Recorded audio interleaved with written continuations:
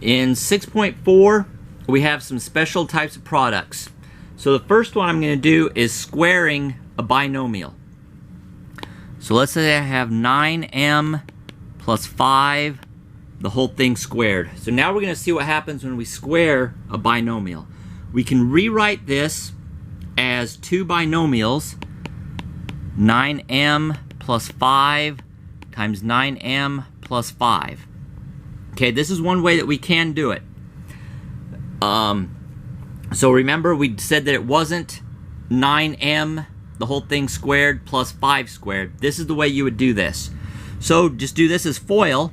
9m times 9m, 81m squared. And then outer, 9m times 5 is plus 45m. Inner, 5 times 9m plus 45m. And last, 5 times 5 is plus 25. Combine the two middle, we'll have 81m squared plus 90m plus 25. There is, however, a shortcut when we're squaring binomials. I do recommend that you learn the shortcut because it makes things easier for future chapters. Okay, so the pattern here, if we have a plus b, the whole thing squared, the pattern is a squared plus 2 times a times b plus b squared. If we have a minus b squared, the pattern is a squared minus 2 times a times b plus b squared. So they're the same, it's just that the middle one is going to be the same sign as whatever the original binomial was. So to go back to that last number that we had, 9m plus 5 squared. If I do this pattern, the first part, 9m, is our a. So 9m, that whole thing squared, 9 squared is 81, m squared is m squared. Then plus 2 times 9m times 5 plus 5 squared is 25. Now we just need to multiply here. We still have the 81m squared plus 2 times 5 is 10 times 9 is 90m plus 25, which is the answer that we got when we did it as a FOIL. So basically what you're doing here is you are squaring. You're going to square the first term. Then multiply 2 times the first times the second, and then you're going to square the second number. Okay, so square the first one, multiply 2 times the first times the second, and then square the second. So some more examples, some that have minuses as well. Let's say that we have x squared minus 3y squared. Now this one has both x squared inside here and y.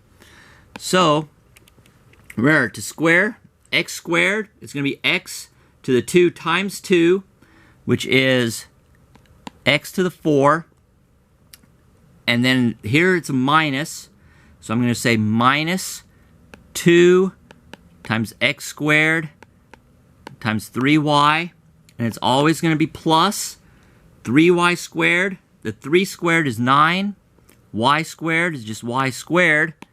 So when I work this part out, I'm going to have x squared minus 6 x squared y plus 9y squared.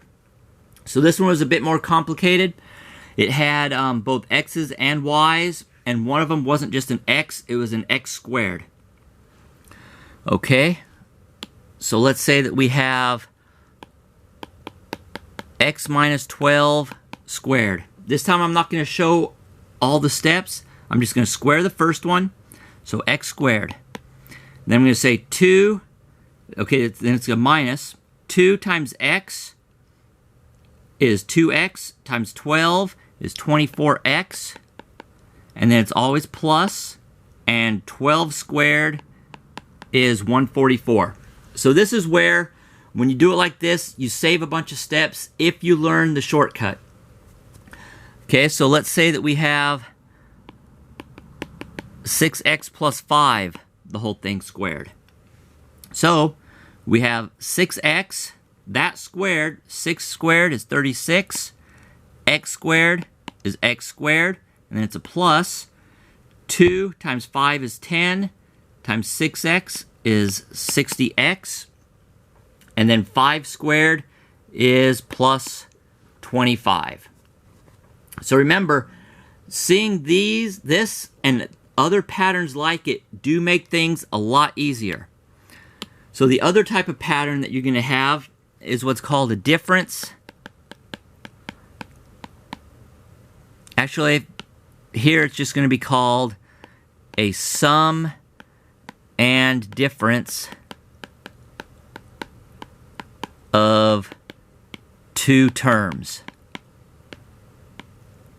Okay, so what this means is that you're going to have the same numbers in your binomials, but one's going to be plus and one's going to be minus.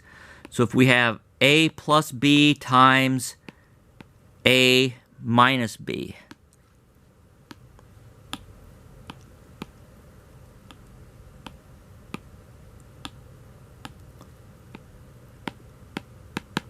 Okay, so we have a plus b, a minus b. The way you're going to do that is a squared minus b squared. It's always when there is a minus in here. So let's do this as a FOIL, just to show that how this works. We have a times, first is a times a, which is a squared. Outer, a times negative b, which is minus ab. Inner, b times a, which is plus ab. Last, b times negative b is minus b squared. We combine like terms. We have a squared minus ab plus ab is 0, and we're left with minus b squared. So these are the easiest ones to do for the most part. I'll do some examples here with real numbers. Say we have 6x plus 13 times 6x minus 13. Okay, so we have the same thing in the first term for both of them, same thing in the last term for both of them, and we have 1 plus, 1 minus. So we're going to square the first, 6x, 6 times 6 is 36, x squared is x squared. We're going to put minus, and 13 squared is 169.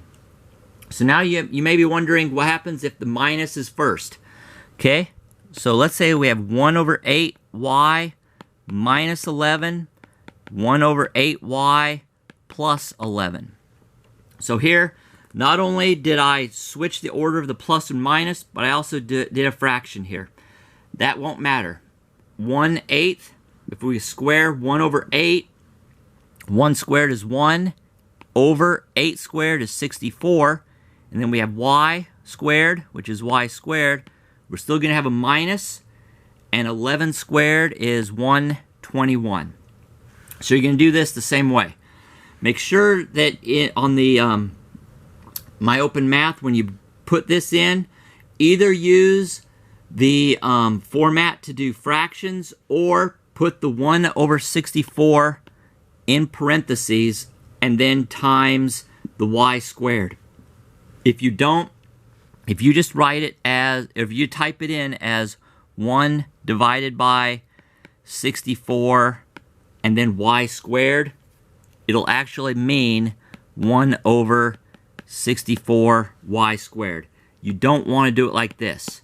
Make sure you put the parentheses around the fraction, or use the little fraction tool, which is the red arrow in the yellow box right next to the answer box. For extra credit, send through myopenmath message what 3 over 4x plus 1 over 9y times 3 over 4x minus 1 over 9y, and it needs to be by the due date for this section. Again, extra credit, 3 over 4x plus 1 over 9y times 3 over 4x minus 1 over 9y. And the x and the y are separate from the fraction.